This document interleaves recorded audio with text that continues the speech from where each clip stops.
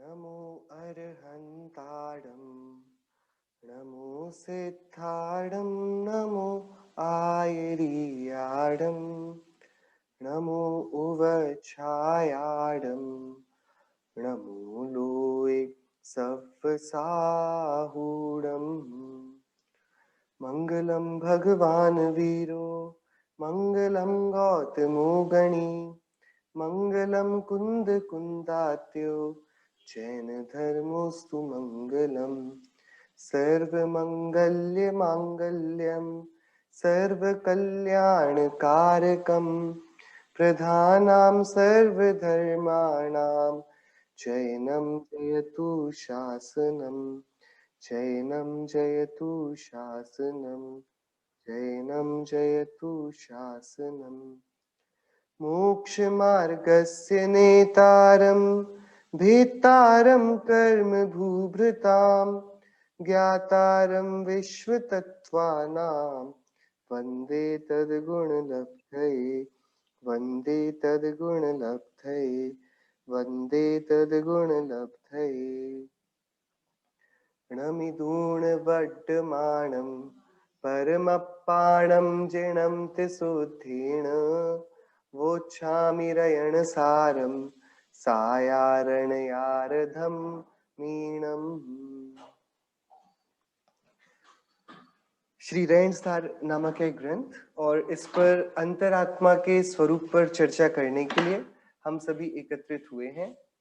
हम सभी चर्चा कर रहे हैं कि अंतरात्मा जीव कौन होता है, जो आत्मा को देहादि से भिन्न मानने वाला है, जो स्वप्न में भी विषयादि को नहीं भोगता, आत्मा के निज स्वरूप का अनुभव करता है और शिव सुख में लीन रहता है, वह मध्यमात्मा या अंतरात्मा कहलाता है।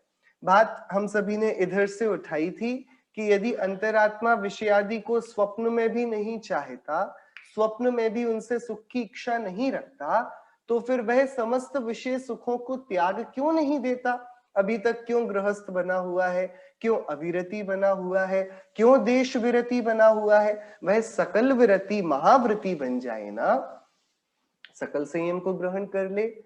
यदि वह स्वप्न में भी विषयादि को नहीं भोगना चाहता, तो फिर उसके जीवन में विषयादि का संयोग क्यों पाया जाता है और वह उनको भोगता क्यों देखा जाता है? ये प्रश्न था और आचार्य देव ने 134वीं गाथा में उसी की चर्चा करी। हम इसी से अपनी चर्चा को शुरू करेंगे। गाथा 134।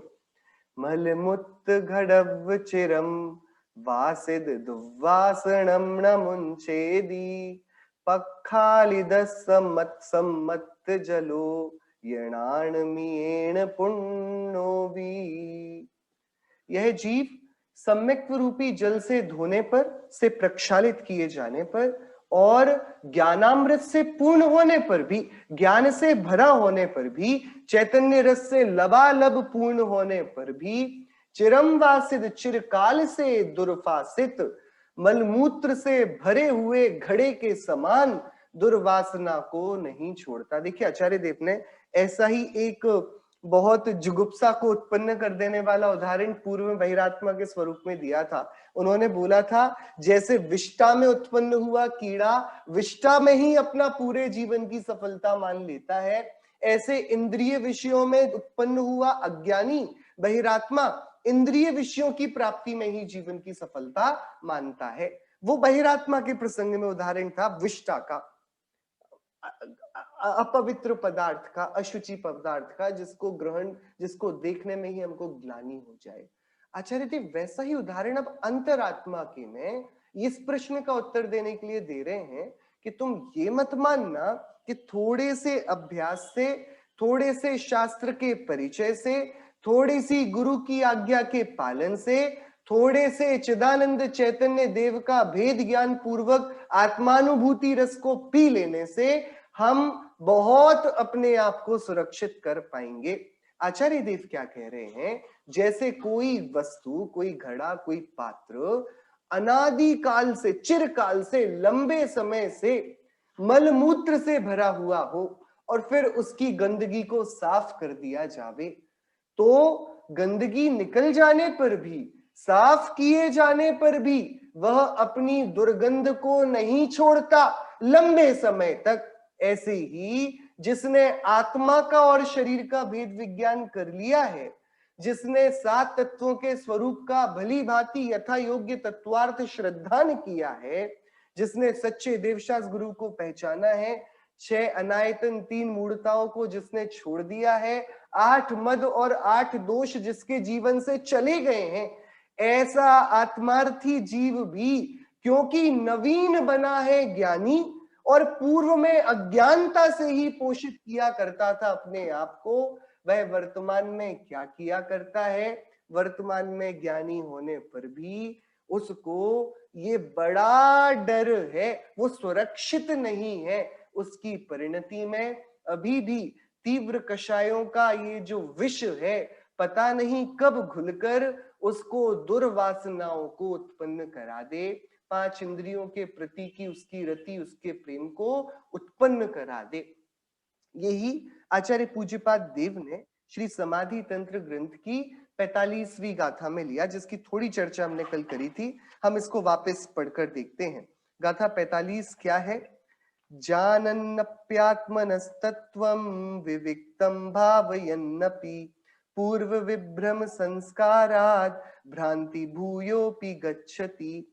अर्थात यद्यपि अंतरात्मा अपने आत्मा के यथार्थ स्वरूप को जानता है, उसी का अनुभव करता है, शरीर आदि परद्रव्यों से इसे भिन्न अनुभव भी करता है, फिर भी बहिरात्म अवस्था के चिरकालीन संस्कार वश उन संस्कारों के जागृत उठने के कारण कभी कभी बाह्य पदार्थों में उसे एकत्व का भ्रम हो जाता है। क्या? आत्मविज्ञ यद्यपि गिने जाने तन जिय भिन्न, पर विभ्रम संस्कार वश पड़े भ्रांति में खिन्न। हम इसको ऐसा ना समझें, हम अपने शत्रु को बिल्कुल भी हल्का ना माने।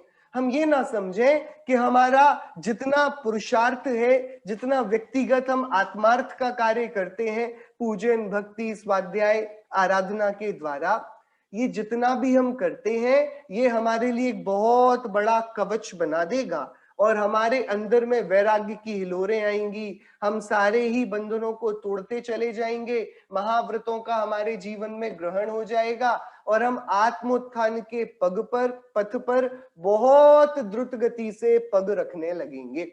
ये हम इस भूल में ना रहें। ये वाली बात यथार्थ है कि काल अनंत हमने जैसे निगोद में बिताया है ना, ऐसे ही बहुत लंबा काल हम मुनिराज बन के बिता चुके हैं। इकट्ठा नहीं बिताया हमने, लेकिन किसी भाव में मुनिराज बने, फिर स्वर्ग आदि की विपत्ति को भोग कर बहुत लंबे काल बाद वापस मुनिराज बने। ऐसे मुनिराज भी हम इतनी बार बने हैं कि जितनी बार हम मुनिराज बने हैं उतनी बार हमने पीछी कमंडल लिए होंगे ना। यदि उन पीछी कमंडलों का एक ढेर लगाया जाए तो आपको पता है कितना ढेर होगा वो, कि मेरू के समान ढेर हो जाएगा। इतनी मुनि वृत्त धार अनंत बार ग्रीवक उपजायो। ये तो अकेली वो मुनि दशा की बात है जिसके फल में हम ग्रीवियक में देव हुए।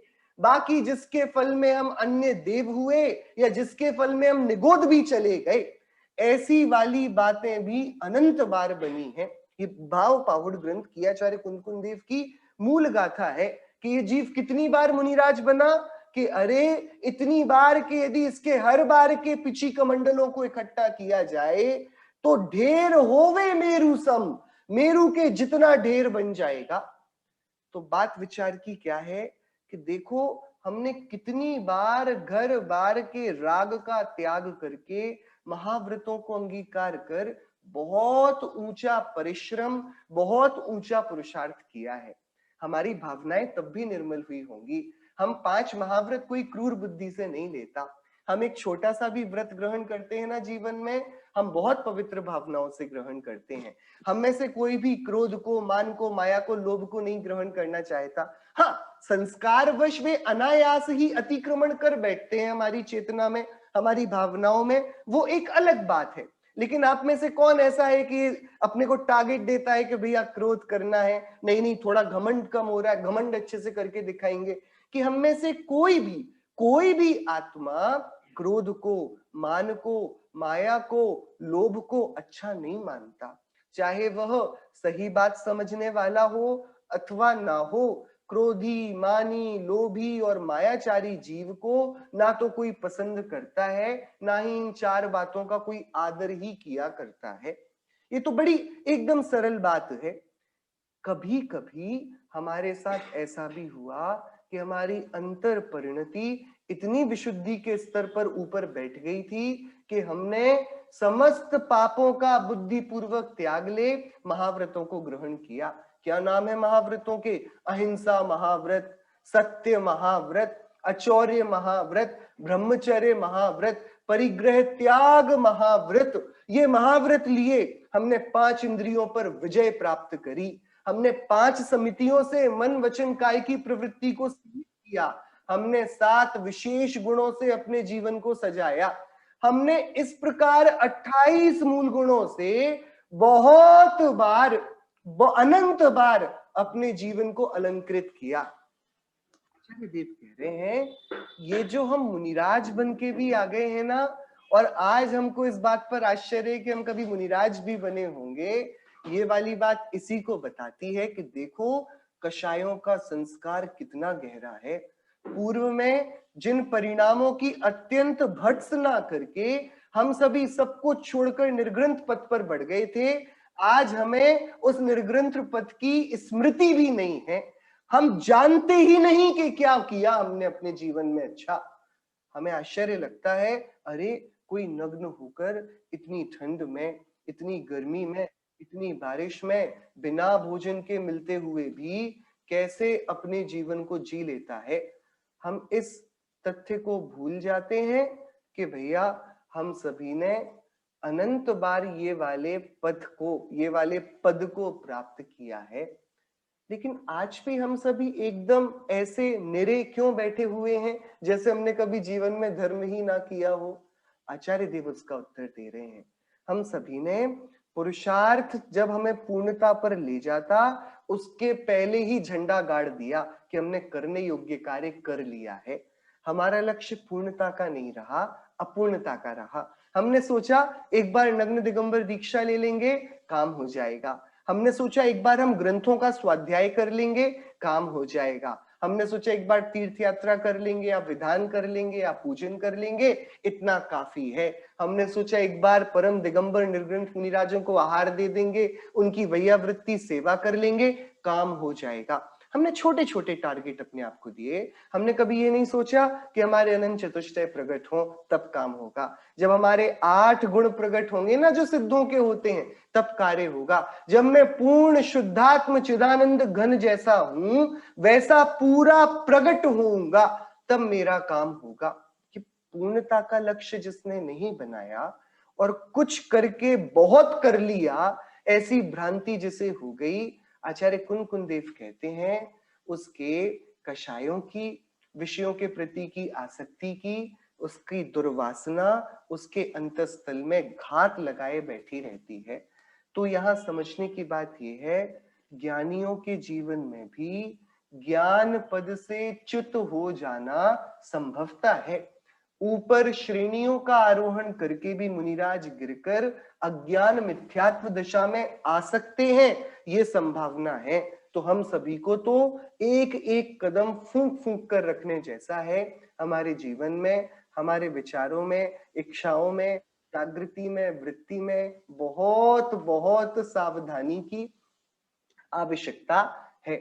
आचार्य देव इस गाथा में ये बोल रहे हैं, सम्यक दृष्टि भली प्रकार से ये निर्णय कर लेने के बाद भी कि भोग बुरे भव रोग बढ़ावे, बैरी हैं जग जिए के सॉरी, इस बात का निर्णय कर लेने पर भी वे क्यों नहीं भोगों का त्याग कर पाते?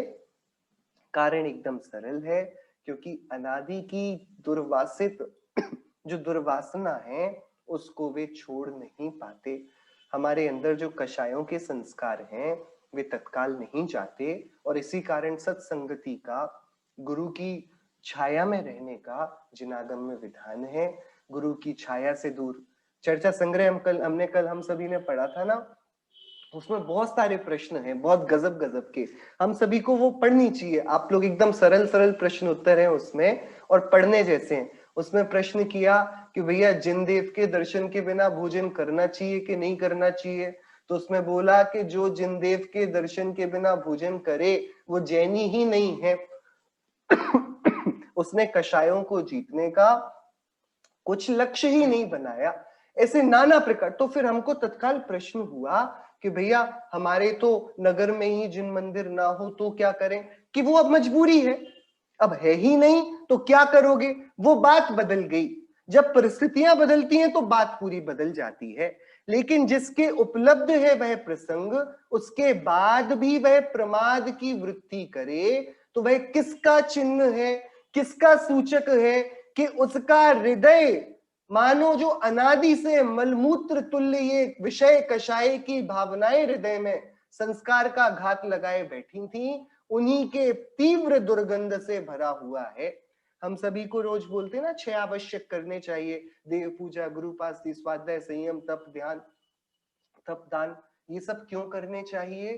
क्योंकि ताकि हम अपने आप को असंस्कारित कर सकें कषायों के संस्कार से। हम जितना देवशास्त्र गुरु के वीतरागी स्वरूप की प्रतिपादक इन निमित्तों के समीप रहेंगे, उतनी कम हम इच्छाएं करेंगे, उतनी व्यर्थ की कल्पनाओं से बचेंगे, उतना हम अपने आप को जो हमारा अनादि का कषायों का संस्कार है उसको अंडू कर पाएंगे, उसको थोड़ा रोक पाएंगे, थाम पाएंगे। इस कारण हमारे जीवन में हम सभी ने छोटे छोटे नियम, हम सभी ने छोटी छोटी आदतें बनाई हैं। प्रतिदिन देव दर्शन की, प्रतिदिन स्वाध्याय की, प्रतिदिन तत्व चर्चा की, साधर्मियों से मिलने की, थोड़ी देर एकांत में बैठने की। ये सारी जो हमारी जीवनचर्या बनी है ना, ये इसी कषाय के संस्कार को दूर करने की है, इस दुर्गंध को हटाने की है। आचार्य देव आगे क्या बोलते हैं 135वीं गाथा में, वो समझते हैं। सम्मादिठीणानि अखाण सोहम कहम्पि अनुभवदी केणाविण परिहरणम वाहीन विनाशनट्ठ भेषजम। सो 133वीं गाथा में आचार्य देव ने बताया अंतरात्मा का क्या लक्षण है। वो स्वप्न में भी विषय भोग को नहीं चाहता। 134वीं गाथा में आचार्य देव ने बोला ऐसा होने पर भी अनादि की जो दुर्वासना है उसकी दुर्गंध के कारण उसके जीवन में भोगों के प्रति आकर्षण कभी अकस्मात प्रकट हो जाए तो इसमें कोई आश्चर्य नहीं है। क्योंकि कोई वस्तु बहुत समय से अपवित्र वस्तु के साथ रही हो तो बहुत लंबे समय तक उस अपवित्र वस्तु की दुर्गंध वहां पर बनी रहती है। आचार्य देव अब उसका हेतु दे रहे हैं कि जब ऐसी दुर्वासना के संस्कारों से भी वो फाइट करता है, लड़ाई करता है, तो अब वह इस दुर्वासना का क्या उपचार निकालता है। अब भोगों के बीच में पड़ा है, भोगों को भोगना भी उसको पड़ता है, तो अब वह किस मंतव्य से भोगता है। ये 135वीं गाथा है, ज्ञानी के भोग कैसे होते हैं। सम्मा दिट्ठीणानि, सम्यक दृष्टि ज्ञानी, कहम्पि किसी भी प्रकार यानी अनिच्छा पूर्वक, उसकी खुद की डिजायर नहीं है, उसकी खुद की विल नहीं है, अनविल, कोई उसकी इच्छा जोर जबरदस्ती उसका आकर्षण नहीं है। सम्यक दृष्टि ज्ञानी किसी प्रकार यानी अनिच्छा पूर्वक, जबरदस्ती, जैसे कोई बहुत विपत्ति परिस्थिति ऐसी बन गई हो कि हमारा वश ना चले, ऐसा अखाण सुहम, अक्ष इंद्रियों के सुख, इंद्रियों के सुख का, 5 इंद्रियों के विषयों का अनुभवदी अनुभव करता है। कौन करता है? सम्यक दृष्टि ज्ञानी। किसका? 5 इंद्रिय के सुखों का। क्या करता है? भोगता है, अनुभव करता है, मतलब इन 5 इंद्रिय के सुखों को भोगता है। कैसे? कि कैसे भी, किसी भी प्रकार, मतलब जैसे तैसे। भैया हम तो जैसे तैसे खड़े नहीं होते बन रहा था हमको वहां से, हम जैसे तैसे खड़े रहे मजबूरी में। क्या करता है? कहम्पि किसी प्रकार, अनिच्छा पूर्वक, जैसे उस परिस्थिति में वो फंस गया हो और उससे निकलना चाहता हो। तो क्या इसका उदाहरण है? कैसे हम इसको समझें? जैसे वाहीन विनाशनट्ठ, रोग दूर करने के लिए जो रोगी है ना, वह रोग दूर करने के लिए क्या लेता है? भेषजम, औषधि को। कैसा? केणावी, किसी के द्वारा ना परिहरणम, नहीं छोड़ी जाती। कोई रोगी हो तो उसको यदि बहुत कड़वी दवाई दे दी जाए तो अब कड़वी दवाई को छोड़ना पड़ेगा ना। यदि किसी को कड़वी दवाई दे दी जावे तो उस कड़वी दवाई को अलग करना पड़ेगा ना, कि नहीं? यदि वह कड़वी दवा को अलग कर देगा तो फिर बात बिगड़ जाएगी, वह निरोगी नहीं हो पाएगा।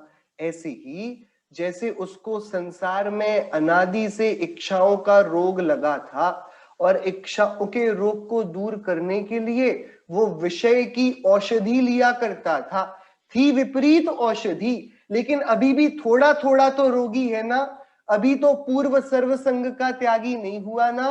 तो अब रोग की यानी कि भोगों की इच्छा उत्पन्न होती है तो वह बहुत भेद ज्ञान करता हुआ, बहुत वहां पर तृष्णा शून्य वर्तता हुआ, किसी भी प्रकार अनिच्छा पूर्वक इंद्रियों के सुख का अनुभव करता है। कैसे करता है? रोग दूर करने के लिए जैसे कोई औषधि प्रसन्नता से नहीं लेता, लेनी पड़ती है इसलिए लेता है, ऐसे ही ज्ञानी भोग भोगने के लिए भोग नहीं भोगता, उसको भोगने पड़ते हैं इस कारण भोगता है। सम्यक दृष्टि ज्ञानी किसी प्रकार अनिच्छा पूर्वक इंद्रियों के सुख का अनुभव करता है, जैसे रोग दूर करने के लिए औषधि किसी के द्वारा नहीं छोड़ी जाती। अब ये जो समझाने के लिए ना बात ज्ञानियों के, इसके आगम में कुछ उदाहरण मिलते हैं। इस उदाहरणों के क्या प्रकार हैं कि 4 प्रकार के उदाहरण दिए जाते हैं। ज्ञानियों की विषयों के प्रति जो वृत्ति होती है ना, उस वृत्ति के 4 उदाहरण दिए जाते हैं। देखिए मैं आपको संस्कृत का श्लोक पढ़ के सुनाता हूं। धात्री बाला सतीनाथ पद्मिनी दलवारिवत दग्ध रज्जु वदाभासम भुंजन राज्यम न पाप भाग। सम्यक दृष्टि कैसे भोगों को भोगते हुए भी पाप का भागी नहीं बनता, कैसे वह इंद्रियों के सुख जो कि दुख का संपादन करने वाले हैं उनको भोगता हुआ भी वहां से बचा हुआ रह जाता है, बहिरात्मा नहीं होता, अंतरात्मा बना रहता है। बहिरात्मा जैसे 5 इंद्रिय के विषयों की रुचि पूर्वक भोग करता था, ऐसा कैसे ये भोगते हुए भी अरुचि वाला बना आता है? तो 4 उदाहरण हैं। कैसा है सम्यक दृष्टि का विषयों का भोगना? सबसे पहला है धात्री बाल। एक धाय माता है और वो एक बच्चे को खिलाती है, बच्चे की सेवा करती है, बच्चे को पालती है, पोषती है, बच्चे को दुग्ध पान कराती है, बच्चे को सुलाती है, जगाती है, भोजन कराती है। ये धाय क्या करती है कि बच्चे को बड़ा करती है, और उस धाय के घर पर एक अपना बच्चा भी है। इन दोनों बच्चों का वह पालन पोषण करती है, लेकिन धाय जब घर वाले बच्चे का पालन पोषण करती है तब उस धाय की अंतः परिणति अलग है, और जब वह रानी के बच्चे का पालन पोषण करती है तब धाय की अंतः परिणति अलग है। इन दोनों में अंतर है ना? क्या अंतर है? धाय का अपने बच्चे को बड़ा करना और धाय का जो किसी दूसरे का बच्चा है उसका पालन पोषण करना, इन दोनों में श्रद्धान का बहुत अंतर है। ये आप भी समझ सकते हैं। आप अपने बच्चे को गोदी में लेकर खिलाएं और आप बैठे हुए हैं बस में, ट्रेन में, फ्लाइट में, और आपको किसी और का बच्चा दिखे बाजू में, आप उसको खिलाने लगे।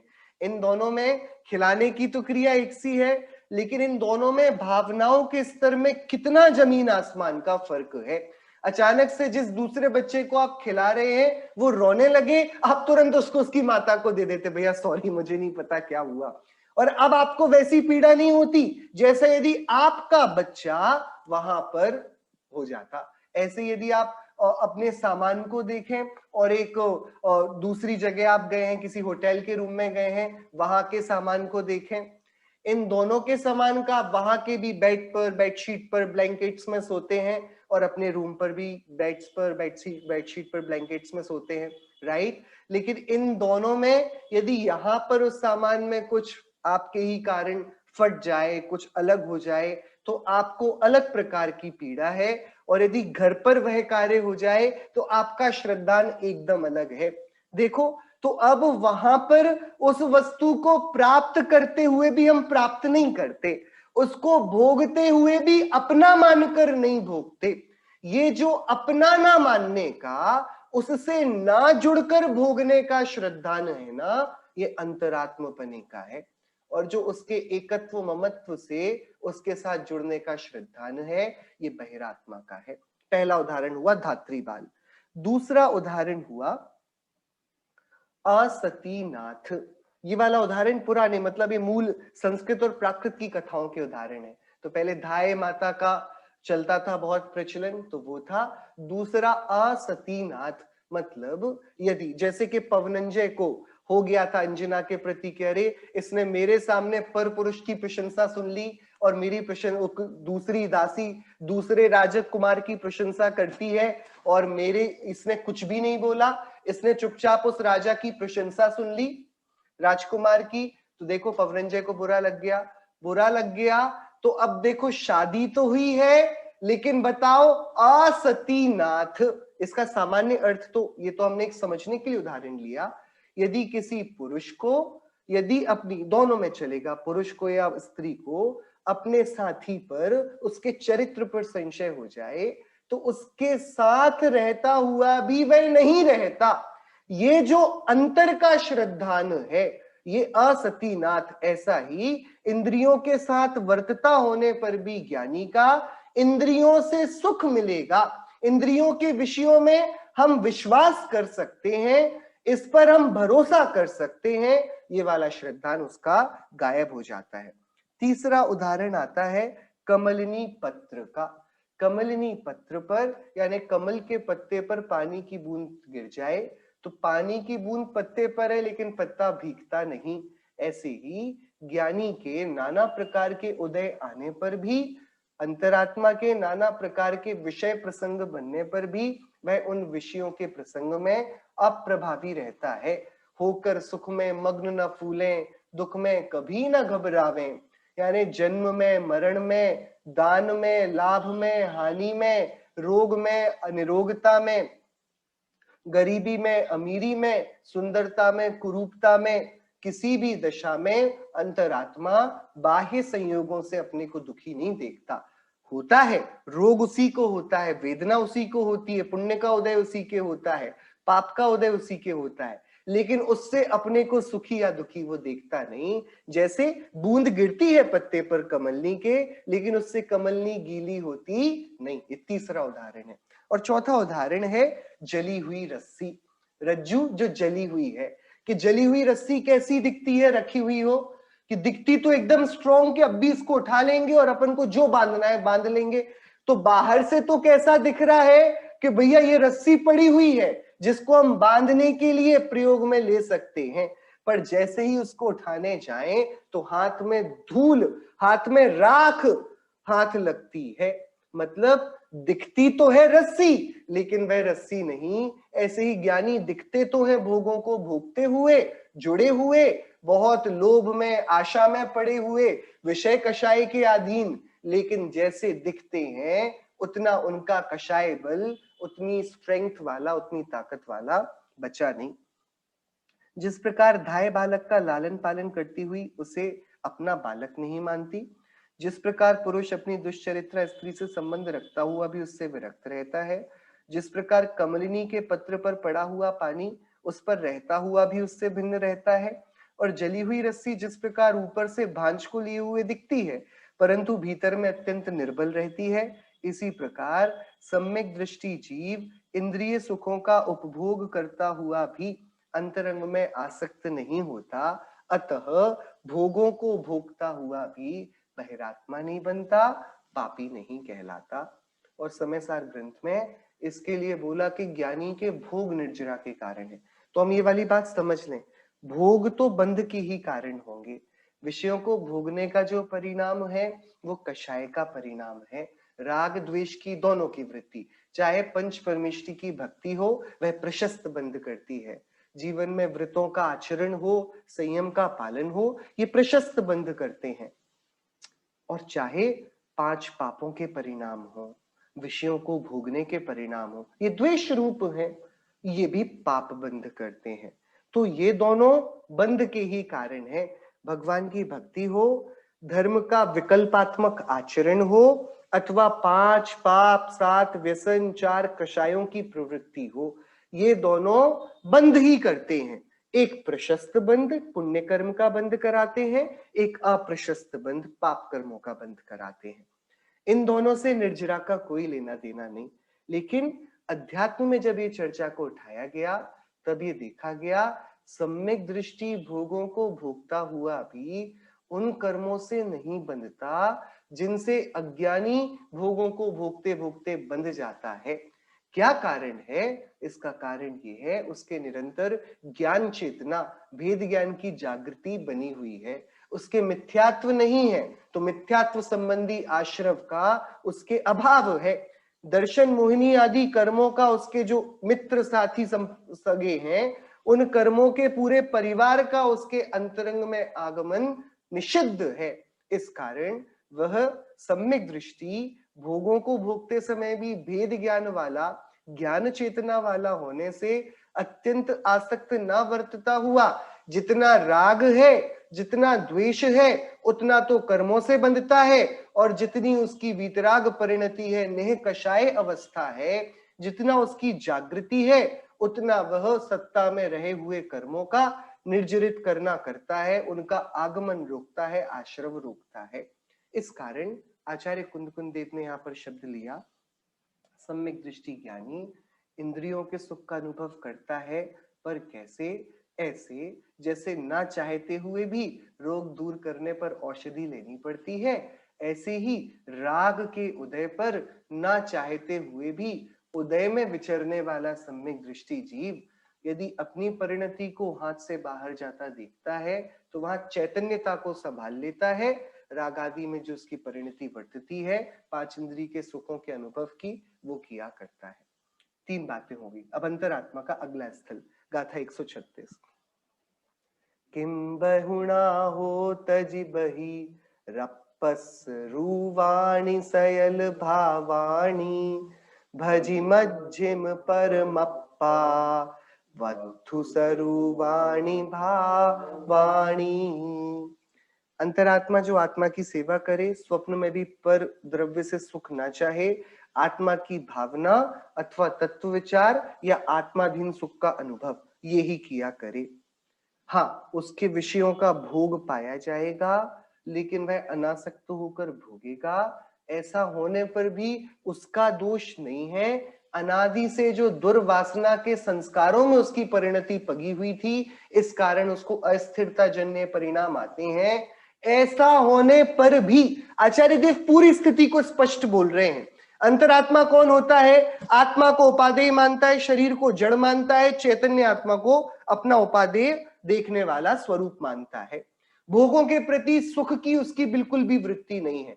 इतना होने पर भी भोगों को भोगता देखा जाता है, कारण कि उसके अनादि से दुर्वासना का संस्कार है, तो अस्थिरता जन्य पर बहुत जागृति से अनिक्षा पूर्वक। इतना होने पर भी अब उपदेश क्या है? अधिक कहने से क्या लाभ है? किम बहुणा, हे भव्य बहिरप्प सरुवाणी, बहिरात्म स्वरूप समस्त भावों को तजी छोड़ो और मज्जिम परमप्पा, मध्यात्मा और परमात्मा के वत्थु सरुवाणी यथार्थ स्वरूप संबंधी भावों को भजो। क्या यहां पर कि अंतरात्मा के विषय भोग देखे जाते हैं, ये वाली बात महत्वपूर्ण ही नहीं। अंतरात्मा को क्या प्रयत्न जागृत रखना है? वह आत्मा और शरीर में एकत्व के अध्यास में वापस ना पड़े, वापस बहिरात्मा ना बन जाए, और निरंतर अपना पुरुषार्थ करते हुए परमात्मा बनने का लक्ष्य रखे। तो क्या करे भैया? बहिरात्मता हे जानी तजी अंतर आत्म भूजे, परमात्म को ध्याय निरंतर। निरंतर जिसको शिव सुख चाहिए है ना, वो क्या करे? बहिरात्मा का त्याग करे, अंतरात्मा में अभ्यास करे। किसका? परमात्मा का। तो परमात्मा को ध्यान कर अंतरात्मा में निरंतर नहीं नहीं भैया, सम्यक दृष्टि के भी तो भोग होते हैं, इसलिए हम तो भोग भोगेंगे। ये उस उपदेश का विपरीत ग्रहण करना होगा। आचार्य देव ने तो जो होता है वो बता दिया, लेकिन वो करने योग्य है ऐसा नहीं। ज्ञानी आत्मा को उपादेय मानते हैं, विषयों को स्वप्न में भी नहीं चाहते, फिर भी अनादि के संस्कार होने के कारण परिणति में बहुत कुछ संभव है कि राग अतिक्रमण कर जाए। जब अतिक्रमण कर जाता है तो तीव्र राग परेशान करे, उसके पहले मंद राग के योग्य भोगों को देकर उस औषधि को लेकर अपने को उस विपत्ति से बचा लेते हैं। ऐसा होने पर भी उनके निरंतर पुरुषार्थ तो यही चला करता है कि अरे बहिरात्म स्वरूप को मैं कभी प्राप्त ना हूं, मेरी सात तत्व संबंधी श्रद्धा कभी मलिन ना हो, मैं निरंतर अंतरात्मा में यही पुरुषार्थ करूं कि मैं परमात्मा स्वरूप को भजूं, परमात्मा रूप हो जाऊं। तो आत्मा की तीन अवस्थाओं में से बहिरात्म अवस्था में रहना हमारे लिए अच्छा नहीं, हानिकारक है, अनिष्टकारक है। हम सभी अंतरात्मा में रहें, ये भी जीवन का लक्ष्य नहीं है। तो परमात्मा हो जाना, अंतरात्मा में बहिरात्मा हुए बिना परमात्मा का ध्यान धरते धरते ये जीव चाहे तो परमात्मा बन सकता है। इसी की अब बहुत सुंदर चर्चा आचार्य देव आगे करेंगे। गाथा 137।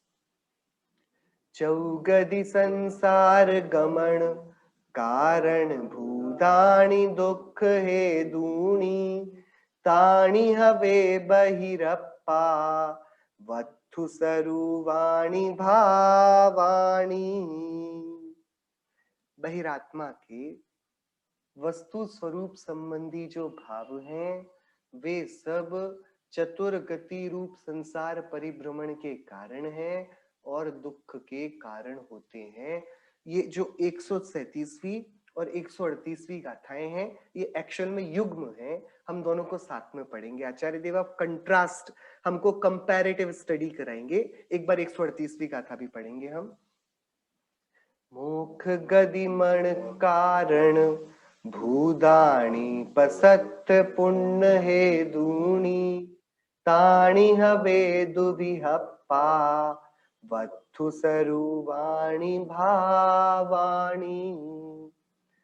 अंतरात्मा और परमात्मा के वस्तु स्वरूप संबंधी जो भाव हैं वे सब मोक्ष गति में ले जाने के कारणभूत और प्रशस्त पुण्य के कारण होते हैं। दो बात करी आचार्य देव ने। 136वीं गाथा में बोला कि अब हम बहुत कुछ नहीं बोलना चाहते, ये ग्रंथ भी अपने अंतिम स्थल पर है, बहुत कहने से क्या लाभ। ये वाली जो शैली आचार्य देव ने थोड़ी गाथाओं पहले ही करी थी, अब हम ज्यादा नहीं बोलेंगे। तुम तो आत्मा की तीन अवस्थाओं को जानो, आत्मा की तीन अवस्थाओं में भी अब और कुछ बोलने जैसा रह नहीं गया। तुम ये समझो बहिरात्म दशा का त्याग करो, बहिरात्म दशा के त्याग पूर्वक क्या करो, ये करो कि तुम अंतरात्मा होकर परमात्मा की भावना से अपने जीवन को सुंदर बनाए रखो। ये करना है हमको। तो अब क्यों भैया बहिरात्म दशा का त्याग करें और क्यों अंतरात्मा होकर परमात्मा का हम निरंतर पुरुषार्थ करते रहें? क्या कारण है? आचार्य देव बहुत सुंदर यहाँ पर दो गाथाओं में हम सभी को सम्यक पथ प्रदर्शन कर रहे हैं। वो बोल रहे हैं सुनो क्या अंतर है, और अब हमको समझ में आएगा सारा संसार सिर्फ और सिर्फ चेतना में पड़ा हुआ है। हमारी चेतना में, हमारी बुद्धि के विभ्रम में, वस्तु स्वरूप संबंधी ज्ञान के अभाव में हम दुखी होते हैं। और यथार्थ सम्यक ज्ञान ले लें तो ज्ञान समान न आन जगत में सुख को कारण, यही परमामृत जन्म जरा मृत्यु रोग निवारण। ये वाली बात 137वीं गाथा में पहले बोल रहे हैं आचार्य, कंपैरेटिव स्टडी दे रहे हैं। क्या बोला आचार्य ने कि तुम ऐसा करो, बहिरात्म अवस्था को छोड़ो और मध्यात्मा और परमात्मा के यथार्थ स्वरूप को जानकर परमात्मा होने का पुरुषार्थ करो। ऐसा करना है, ठीक है। तो पहले आचार्य बता रहे क्यों बहिरात्मा को यदि तुम मानोगे तो तुम्हें पता है क्या होगा।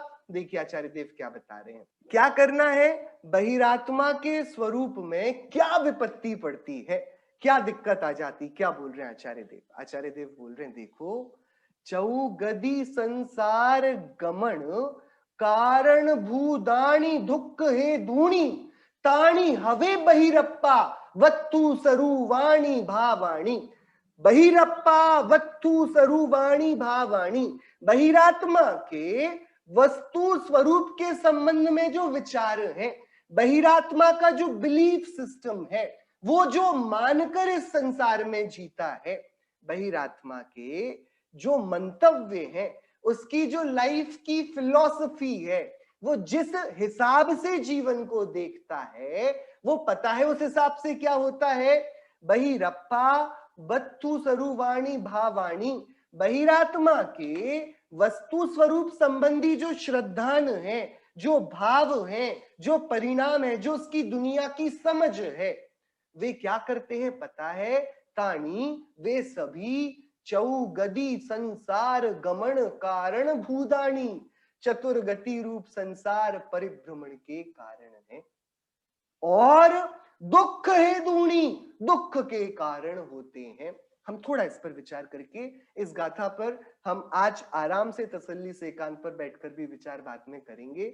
आज की चर्चा हम इस विचार पर पूरी छोड़ेंगे कि हम सोचें, हमने अभी तक जो हमारे विद्यालयों में, जो हमारे अभी तक की परवरिश में, अभी तक की उम्र में जिस पर भी हम पहुंचे हैं, हमने इस दुनिया में जो जो कुछ भी सीखा है, वो सीख हमारे मोक्ष का निर्माण करती है या हमारे संसार परिभ्रमण का। वो हमारे सुख में कारण बनती है। हमारा सारा एजुकेशन, हमारा सारा परिश्रम, हमारा सारा जगत में व्यय किया गया पुरुषार्थ, वो अभी तक दुख में कारणभूत हुआ या सुख में कारणभूत हुआ। हम विचार करें, हम क्या मानते हैं? हम ये मानते हैं कि मैं अनुभव हूं, तो क्या चाहिए कि अनुभव को थोड़ा प्रेजेंटेबल होना चाहिए, थोड़ा स्वस्थ रहना चाहिए, अच्छा दिखना चाहिए, अच्छे कपड़े, एकदम सब कुछ एकदम सही होना चाहिए, पूरी पर्सनैलिटी की ग्रूमिंग होनी चाहिए, राइट।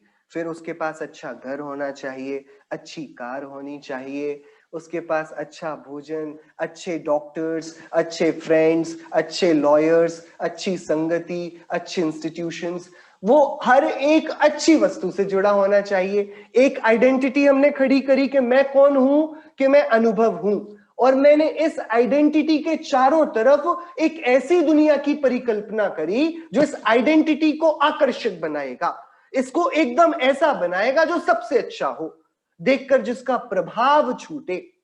ऐसा करने से क्या होगा कि देखो, सबसे पहले तो रूप की बात आई कि अपने आप को वेल ग्रूम्ड रखे, अच्छा रूप वाला रखे, तो लेकिन जो शरीर का स्वरूप है वो तो निरंतर जर्जरित होने वाला है। वो कितना भी मैं प्रयास करूं, कितना भी मैं परिश्रम करूं, व्यायाम करूं, कितनी भी मेहनत करूं, शरीर तो जर्जर होकर वृद्ध होने वाला है। थोड़े समय के बाद इस शरीर के एक एक अंग में से दुर्गंध आने लगेगी, इस पर कोई बल नहीं बचेगा। अरे जो शरीर के मूलभूत कार्य है ना, मलमूत्र का प्रक्षेपण करना, आहार को चबाना, ग्रहण करना, ये भी बड़ी खतरनाक बात है। बड़ा मुश्किल है कि मैं इसे कर पाऊंगा। तो ये शरीर मेंटेन तो नहीं किया जा पाएगा, मैं जितना भी प्रयास करूं। तो शरीर को मेंटेन करना, शरीर को अच्छे से रखना, ये पहला मुझको अनुभव मानते ही अज्ञान हुआ, जो कि बहुत भ्रम वाला था। मैं चाहूंगा कि ये अच्छा रहे और मुझे उसके दूसरे ही दिन कुछ और मिलता, शरीर में रोग मिलता, शरीर में कोई नया स्किन डिसीज आ जाता, कोई और मेरे अंदर व्याधि आ जाती, वो वाली बात। फिर जो मेरा परिक्कर है, मेरे आजू बाजू की दुनिया जिससे बुनी गई है, वो सब भी तो स्वाधीन अपने समय में परिणमने वाले संयोग है ना। मेरे परिवार वाले वे भी जीव हैं, जीव है तो संसारी है कि मुक्त, कि अरे शरीर वाले हैं तो संसारी हैं, तो संसारी हैं तो उन सब के स्वयं के कर्म किए हैं, उनका 8 कर्मों से बना कारमाण शरीर है कि है, तो उन सब के स्वतंत्र उदय हैं कि है, तो उनका संयोग उनके उन कर्मों के उदय के हिसाब से बनेगा या मेरी इच्छा के हिसाब से बनेगा। सब जीव अपनी अपनी आयु से जिएंगे कि मेरी इच्छा से जिएंगे, उनके साथ अच्छा बुरा अपने अपने उदयों के हिसाब से होगा या मेरी इच्छा के हिसाब से होगा? नहीं नहीं नहीं, मेरे पास जितने भी लोग हैं सबका जैसा मैं चाहता हूं वैसा सब कुछ बना रहे। ये वाला जो वस्तु स्वरूप संबंधी भाव है ना, अपने को नित्य बनाए रखना, संयोगों को अप टू डेट किए रहना, ये पहला तो काम ये करता है कि आकुलता का, भय का, डर का वातावरण बनाता है। हम डर जाते हैं, किसी को थोड़ा रोग आता है हम घबरा जाते हैं, कोई वस्तु खो जाती है हम उदास हो जाते हैं, किसी वस्तु को हम खरीद नहीं पाते, नहीं अधिकार में ले पाते, हम एकदम जल उठते हैं अंदर से, एक अग्नि दग्ध होती है हमारे अंदर में, और तो तत्काल तो दुख का कारण है। और क्योंकि हमने पर को परिणमाने की चेष्टा करी, तो ये चतुर गति रूप संसार के परिभ्रमण में ये क्रोध मान माया लोभ मोह राग द्वेष की परिणति कर्म का आकर्षण करती है। हमारे जो भी वर्तमान में शरीर को जीव मान लेने के कारण ये भाव हुए हैं, ये भविष्य में संसार का और वर्तमान में दुख का संपादन करते हैं। आचार्य देव कहते हैं इसलिए बहिरात्म स्वरूप को तजना है। क्या इसका विशेष स्वरूप है, हम सब इसकी चर्चा कल करेंगे। अभी चिन्मय मिथ्यात्म नाश वे को ज्ञान के प्रकाश वे को आपा पर भास वे को भानु सी बखानी है। छहो द्रव्य जान वे को बंध विधि भान वे को स्वपर पहचान वे को परम प्रमाणी है। अनुभव बताए वे को जीव के जताए वे को काहू न सताए वे को भव्य और आनी है। जहाँ तहाँ तार वे को पार के उतार वे को सुख विस्तार वे को यही जिन वाणी है। हे जिन वाणी भारती तो ही जपो दिन रैन। जो तेरी शरणा गए सो पावे सुख चैन। जा वाणी के ज्ञान ते सूझे लो कालो। सो वाणी मस्तक नवो सदा देत हूँ ठोक। नौभान मुख।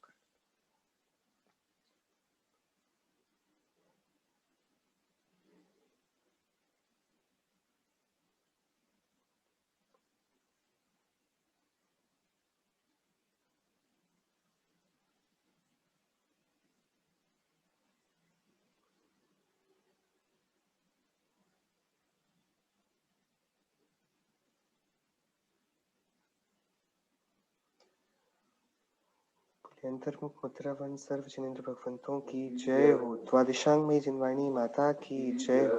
समस्त वितरागी भावलिंगी मुनिराजों की जय हो। अहिंसा में जैन धर्म की जय हो। शासन एक तीर्थंकर वर्धमान स्वामी की जय हो। श्रीमद् भगवत कुंकुंदाचार्य देव की जय हो। श्री रैणसार ग्रंथ की जय हो। जय जिनेन्द्र।